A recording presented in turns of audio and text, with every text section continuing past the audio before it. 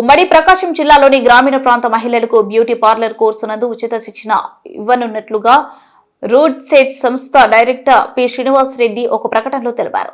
November 25వ తేదీ నుండి December 29వ తేదీ వరకు 35 రోజులు ఒంగోలులో శిక్షణ ఇస్తామన్నారు.